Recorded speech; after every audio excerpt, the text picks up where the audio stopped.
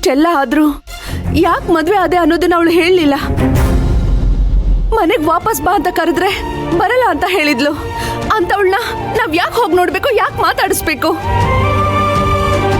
ಅವಳನ್ನ ಹಚ್ಕೊಂಡಷ್ಟು ನಮ್ಗೆ ನೋವು ಜಾಸ್ತಿ. ಪೂರ್ಣಿ, ಅವಳ ಮೇಲೆ ಪ್ರೀತಿ ಕಾಳಜಿ ತೋರಿಸ್ತಾ ಪಕ್ಕಕ್ಕೆ ಹೋದ್ರೆ ಆ ಮನೆಯವರಿಂದ ಅವಳಿಗೆ ಯಾವ ಕ್ಷಣದಲ್ಲಿ ಏನಾಗುತ್ತೋ ಅನ್ನೋ ಭಯ, ಟೆನ್ಷನ್ ನಮ್ಮನ್ ಕಾಡುತ್ತೆ. ಅವಳಿಂದ ದೂರ ಇದ್ದು ಪ್ರೀತಿ ಕಾಳಜಿನ ಮನ್ಸಲ್ಲಿಟ್ಕೊಂಡ್ರೆ ಪ್ರತಿ ಕ್ಷಣ ಅವಳಿಗೆ ಏನಾಗುತ್ತೋ ಅನ್ನೋ ಭಯ ನಮ್ಮನ್ನ ಇನ್ನೂ ಕಾಡುತ್ತೆ. ಅದಕ್ಕೆ ಅವಳು ಮದ್ವೆ ಆಗಿ ಮನೆಗೆ ಬಂದಾಗ ಅವಳು ನಮ್ಮ ಪಾಲಿಗೆ ಸತ್ಲು ಅಂತ ತಲೆ ಮೇಲೆ ನೀರು ಹಾಕೊಂಡು ಬದುಕಿದ್ವಲ್ಲ, ಇನ್ ಮುಂದೆನೂ ಹಾಗೆ ಬದುಕ್ಬಿಡೋಣ. ಇನ್ಮೇಲೆ ಅವಳನ್ನ ಹೋಗಿ ನಾವು ನೋಡೋದು ಬೇಡ, ಅವಳ ವಿಚಾರನೂ ನಮಗ್ ಬೇಡ. ಅಮ್ಮ,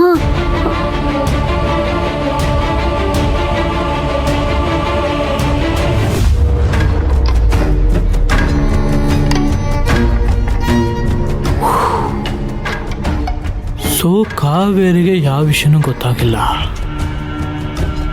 ಅತ್ತೆಗೂ ಏನೂ ಹೇಳಿಲ್ಲ. ಹೇಳಿದ್ದಿದ್ರೆ ಅವರು ಪೂರ್ಣಿಗೆ ಹೇಳಿ ಇಬ್ರು ಸೇರ್ಕೊಂಡು ಇಷ್ಟೊಳಗೆ ದೊಡ್ಡ ರಂಪಾಟ ಮಾಡ್ಬಿಟ್ಟಿರೋರು.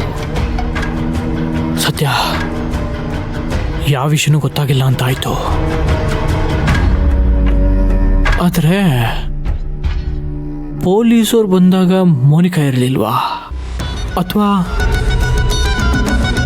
ನಾನು ವಾಶ್ರೂಮಿಗೆ ಹೋದಾಗ ಪೊಲೀಸರು ನಾನು ಕರ್ಕೊಂಬಂದ್ಬಿಟ್ರಾ? ಅಥವಾ ಪೊಲೀಸರು ಕರ್ಕೊಂಬರ್ಬೇಕಾದ್ರೆ ಮೋನಿಕಾ ದೂರದಲ್ಲಿ ನಿಂತ್ಕೊಂಡು ಏನಾದರೂ ನೋಡ್ತಿಲ್ಲ?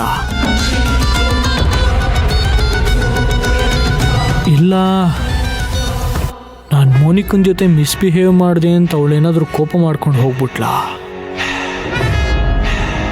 ಛೇ, ಒಂದು ಗೊತ್ತಾಗ್ತಿಲ್ವಲ್ಲ. ಏನು ಮಾಡೋದು?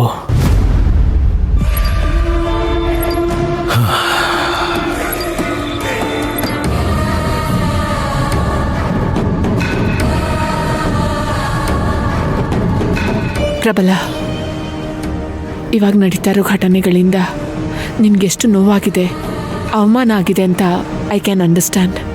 ಇದನ್ನೆಲ್ಲ ನೀನು ನನಗೋಸ್ಕರನೇ ಕಂಟ್ರೋಲ್ ಮಾಡ್ತಿದ್ಯಾ ಅನ್ನೋದು ನನಗೆ ಚೆನ್ನಾಗಿ ಗೊತ್ತು. ಆದರೆ ಪ್ಲೀಸ್, ಅಪ್ಪನ ಪರವಾಗಿ ನಾನು ನಿಂಗೆ ಕ್ಷಮೆ ಕೇಳ್ತಾ ಇದ್ದೀನಿ. ಕಾತಿ, ನೀನ್ಯಾಕೆ ಸಾರಿ ಕೇಳ್ತೀಯ ಕಾತಿ? ನೀನು ಸಾರಿ ಕೇಳಿದ ತಕ್ಷಣ ನನ್ನೊಳಗೆ ಉರಿತಾ ಇರೋಂಥ ಬೆಂಕಿ ಅಷ್ಟು ಸುಲಭವಾಗಿ ಆರೋಂಥದ್ದಲ್ಲ ಕಾತಿ. ಯಾವ ಸ್ಟೇಷನ್ ಒಳಗೆ ನಾನು ಹೋಗ್ತಿದ್ದಾಗೆ ನನಗೆ ಗೌರವ ಕೊಟ್ಟು ಸೆಲ್ಯೂಟ್ ಹೊಡಿತಾ ಇದ್ರು, ಅದೇ ಸ್ಟೇಷನ್ ಒಳಗೆ ನಾನು ಹೋಗ್ತಿದ್ದಾಗೆ ನನ್ನ ಕೈದಿ ಥರ ವಿಚಾರಣೆ ಮಾಡ್ತಿದ್ದನ್ನ ನೆನಪು ಮಾಡಿಕೊಂಡ್ರೆ ನನ್ನ ಮೈಯೆಲ್ಲ ಉರಿಯುತ್ತೆ ಕಾತಿ. ಇಷ್ಟೆಲ್ಲ ಆದಮೇಲೆ ಆ ಪದ್ಮ ನನ್ನ ಜೊತೆಗೆ ಮಾತಾಡಿದ್ದು, ನಿಮ್ಮಪ್ಪ ನನ್ನ ಮೇಲೆ ಕೈ ಮಾಡಿದ್ದು, ಇದನ್ನೆಲ್ಲ ನೆನಪು ಮಾಡ್ಕೊಂಬಿಟ್ರೆ ಇಷ್ಟಕ್ಕೆಲ್ಲ ಕಾರಣ ಆ ಕಾವೇರಿ.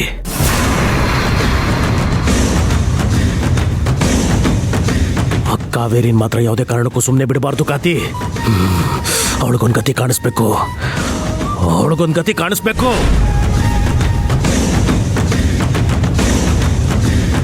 ಹಾಗಾದ್ರೆ ಕಾವೇರಿನ ಮುಗಿಸ್ಬಿಡೋಣ.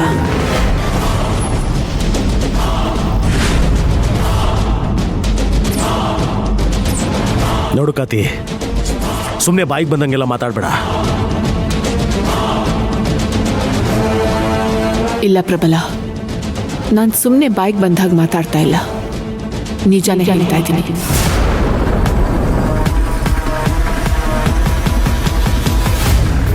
ಇಷ್ಟು ದಿನ ಈ ಥರ ಕೆಲಸ ಮಾಡಬಾರ್ದು ಅಂತ ಅಂದ್ಕೊಂಡಿದ್ದೆ. ಯಾಕಂದರೆ ಈ ರೀತಿ ಕೆಲಸ ಮಾಡಿದ್ರೆ ನಮಗೂ ಬೇರೆಯವ್ರಿಗೂ ಯಾವುದೇ ರೀತಿಯ ಡಿಫ್ರೆನ್ಸ್ ಇರಲ್ಲ. ಅದಕ್ಕೆ